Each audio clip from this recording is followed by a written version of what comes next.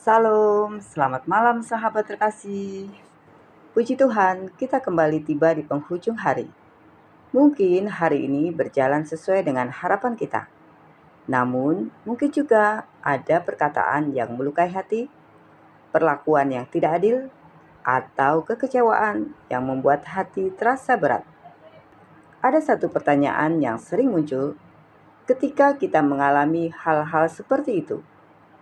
Tuhan, mengapa Engkau membiarkan ini terjadi? Tidak sedikit orang yang mulai kehilangan semangat karena merasa telah berbuat baik, tetapi justru menerima perlakuan yang tidak baik. Mereka bekerja dengan jujur, tetapi difitnah.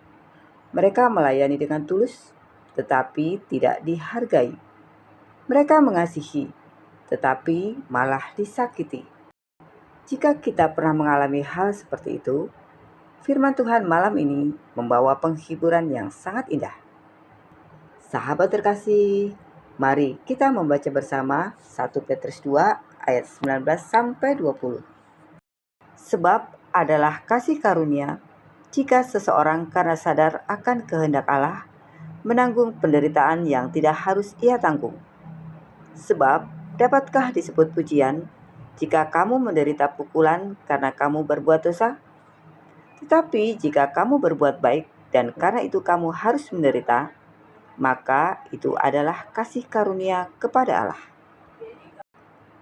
Sahabat terkasih, Rasul Petrus berkata bahwa ketika seorang berbuat baik, tapi harus menanggung penderitaan karena tetap hidup menurut kehendak Allah, hal itu adalah kasih karunia di hadapan Tuhan.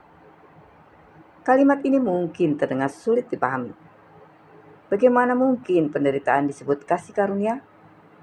Jawabannya, bukan karena penderitaan itu menyenangkan, melainkan karena di tengah penderitaan itu, Tuhan sedang membentuk sesuatu yang indah dalam hidup kita. Seringkali kita berdoa agar Tuhan mengubah keadaan. Namun, Tuhan terlebih dahulu ingin mengubah hati dan karakter kita. Karakter yang kuat tidak lahir ketika semuanya berjalan lancar. Karakter dibentuk ketika kita memilih tetap benar meskipun diperlakukan tidak adil. Sahabat terkasih, ada seorang wanita yang bekerja sebagai staf administrasi di sebuah perusahaan selama hampir 10 tahun. Ia dikenal teliti, jujur, dan tidak pernah mengambil sesuatu yang bukan haknya. Suatu hari terjadi kesalahan dalam laporan keuangan perusahaan.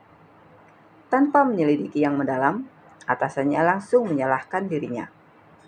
Beberapa rekan kerja mulai menjaga jarak. Ada yang berbisik di belakangnya, ada yang memandangnya dengan curiga. Padahal ia tahu bahwa ia tidak pernah melakukan kesalahan itu. Malam-malamnya dipenuhi air mata. Beberapa kali ia ingin mengundurkan diri. Ia berkata kepada suaminya, "Untuk apa tetap jujur kalau akhirnya diperlakukan seperti ini?" Suaminya hanya menggenggam tangannya dan berkata, "Jangan kehilangan integritasmu hanya karena orang lain kehilangan kepercayaan kepadamu. Tuhan melihat semuanya." Kalimat itu terus terngiang dalam hatinya. Ia memilih tetap bekerja dengan sungguh-sungguh. Ia tidak membalas fitnah dengan fitnah. Ia tidak membalas gosip dengan gosip. Ia tetap bersikap ramah kepada semua orang. Beberapa bulan kemudian, perusahaan melakukan audit menyeluruh. Hasilnya mengejutkan. Kesalahan itu ternyata dilakukan oleh orang lain yang selama ini berusaha menutupi perbuatannya. Nama wanita itu dipulihkan. Direktur perusahaan bahkan meminta maaf secara terbuka di hadapan para karyawan. Ia dipercaya menduduki posisi yang lebih tinggi. Ketika ditanya bagaimana ia bisa tetap bertahan, ia menjawab dengan tenang. Ada saatnya manusia tidak melihat kebenaran, tetapi Tuhan tidak pernah menutup mata. Sahabat terkasih, mungkin kisah itu menggambarkan keadaan kita saat ini. Mungkin tidak ada seorang pun yang memahami perjuangan kita. Mungkin kita sedang disalahpahami. Mungkin kita diperlakukan tidak adil oleh orang yang justru kita hormati. Mari kita ingat, Tuhan melihat semuanya. Tidak ada satupun air mata yang luput dari perhatiannya. Tidak ada satupun doa yang diabaikannya. Mungkin Tuhan belum mengubah keadaan kita hari ini, namun Dia sedang menguatkan hati kita agar mampu melewati semuanya. Jangan biarkan perlakuan buruk orang lain mengubah kita menjadi pribadi yang pahit. Tetaplah menjadi pribadi yang penuh kasih. Tetaplah berkata benar. Tetaplah melakukan yang baik. Sebab kemenangan orang percaya bukanlah ketika berhasil membalas, melainkan ketika tetap hidup benar di tengah perlakuan yang tidak adil.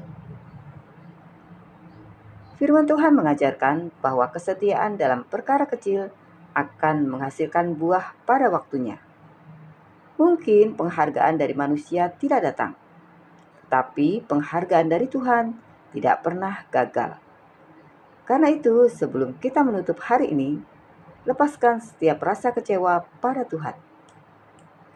Ampuni mereka yang telah melukai hati kita, bukan karena mereka pantas diampuni, tetapi karena hati kita terlalu berharga untuk dipenuhi kepahitan. Percayalah, Tuhan sanggup memakai bahkan pengalaman yang paling menyakitkan sekalipun untuk membentuk hidup kita menjadi lebih indah. Sahabat terkasih, mari kita berdoa bersama. Bapa yang penuh kasih, terima kasih karena Engkau selalu mengetahui setiap pergumulan kami.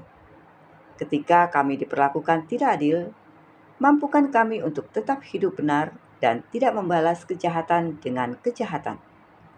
Berikan hati yang penuh pengampunan, kesabaran, dan kekuatan untuk tetap setia kepadamu. Kami percaya bahwa Engkau adalah hakim yang adil dan tidak pernah meninggalkan anak-anak-Mu. Biarlah malam ini kami beristirahat dalam damai sejahtera-Mu dan bangun esok hari dengan pengharapan yang baru. Di dalam nama Tuhan Yesus Kristus, kami berdoa dan mengucap syukur. Amin. Sahabat terkasih, apapun yang terjadi hari ini, percayalah bahwa Tuhan tetap memegang hidup kita.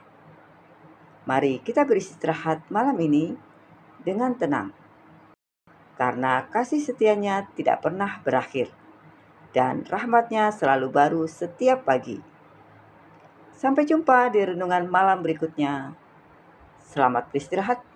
Tuhan Yesus memberkati.